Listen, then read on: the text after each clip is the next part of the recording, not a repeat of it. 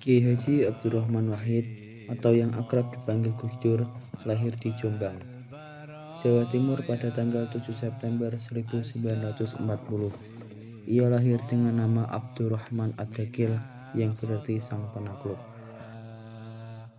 Karena kata Ad-Dakil tidak cukup dikenal, maka diganti dengan nama Wahid yang kemudian lebih dikenal dengan Gus Dur.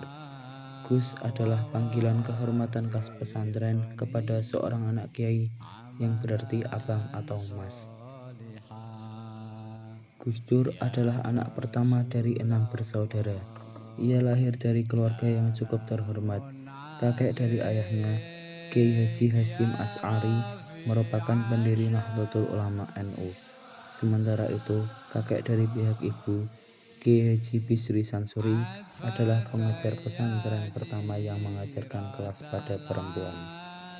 Ayahnya, Kiai Haji Wahid Hasyim, merupakan sosok yang terlibat dalam gerakan nasionalis dan menjadi Menteri Agama tahun 1949.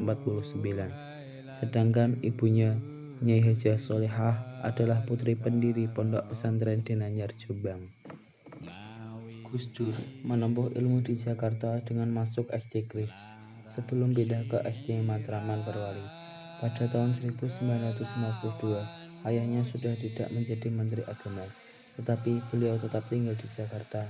Pada tahun 1953 di bulan April, ayah Gus Dur meninggal dunia akibat kecelakaan mobil. Pada tahun 1954, pendidikannya berlanjut dengan masuk ke sekolah menengah pertama, yang pada saat itu ia tidak naik kelas. Lalu ibunya mengirimnya ke Yogyakarta untuk meneruskan pendidikan. Setelah lulus dari SMP pada tahun 1957, Gus Dur memulai pendidikan muslim di sebuah pesantren yang bernama Pesantren Tegal Rejo di Kota Magelang.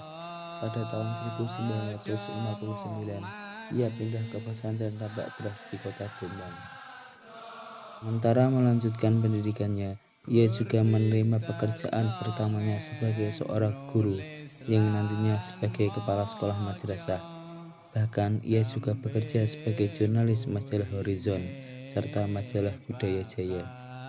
Di Jakarta, Gus Dur berharap akan kembali ke luar negeri untuk belajar di Universitas McGill di Kanada. Ia pun bergabung ke Lembaga Penelitian Pendidikan dan Penerangan Ekonomi dan Sosial (LP3S). Organisasi ini terdiri dari kaum intelektual Muslim progresif dan sosial demokrat. LP3S mendirikan majalah yang bernama Prima, dan Gus Dur menjadi salah satu kontributor utama majalah tersebut. Beliau berkeliling pesantren di seluruh Jawa. Pada saat itu, pesantren berusaha keras untuk mendapatkan pendanaan dari pemerintah dengan mengadopsi kurikulum pemerintah. Karena nilai-nilai pesantren semakin luntur, akibat perubahan ini Gus Dur pun memprihatin dengan kondisi tersebut. Ia juga prihatin akan kemiskinan yang melanda pesantren yang ia lihat. Melihat kondisi tersebut, Gus Dur membatalkan belajar ke luar negeri dan lebih memilih mengembangkan pesantren.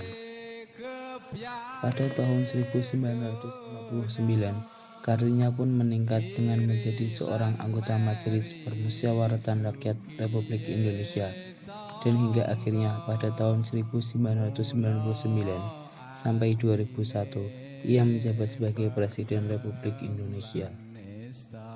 Sebagai seorang Presiden Republik Indonesia, Gus Dur memiliki pendekatan-pendekatan yang berbeda dalam menyikapi suatu permasalahan bangsa.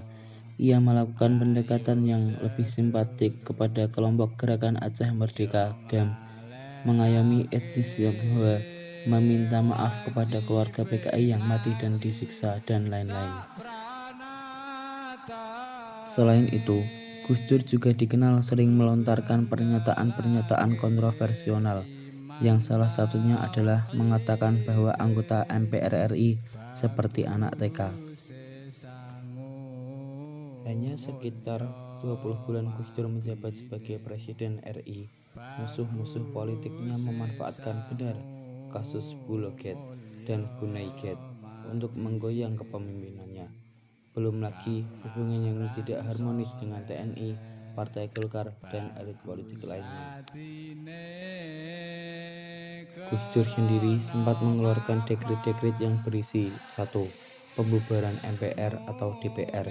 2. Mengembalikan kedaulatan ke tangan rakyat dengan mempercepat pemilu dalam waktu 1 tahun. Dan 3. Membekukan Partai Golkar sebagai bentuk perlawanan terhadap sidang istimewa MPR. Namun, dekret tersebut tidak memperoleh dukungan dan pada 23 Juli 2001, MPR secara resmi memberhentikan Gus Dur dan menggantikannya dengan Megawati Soekarno Putri. Sebelumnya, pada Januari 2001, Gus Dur mengumumkan bahwa Tahun Baru Cina, Imlek, menjadi hari libur opsional. Tindakan ini diikuti dengan pencabutan larangan penggunaan huruf Tionghoa. Setelah berhenti menjabat sebagai presiden, Gus Dur tidak berhenti untuk melanjutkan karir dan perjuangannya. Pada tahun 2002, ia menjabat sebagai penasihat solidaritas korban pelanggaran HAM. Dan pada tahun 2003, Gus Dur menjabat sebagai penasihat pada Gerakan Moral Rekonsiliasi Nasional. Tahun 2004, Gus Dur kembali berupaya untuk menjadi Presiden RI. Namun, keinginan ini kandas karena ia tidak lolos pemeriksaan kesehatan oleh Komisi Pemilihan Umum. Pada tahun 2009, Gus Dur menderita beberapa penyakit. Bahkan sejak ia menjabat sebagai presiden, ia menderita gangguan penglihatan, sehingga surat dan buku seringkali dibacakan, atau jika saat menulis seringkali juga dituliskan.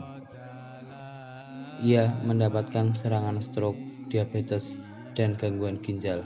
Akhirnya, Gus Dur pun menghadap sang kolik pada hari Rabu 30 Desember 2009 di Rumah Sakit Cipto Mangunkusumo, Jakarta pada pukul 18.45 WIB.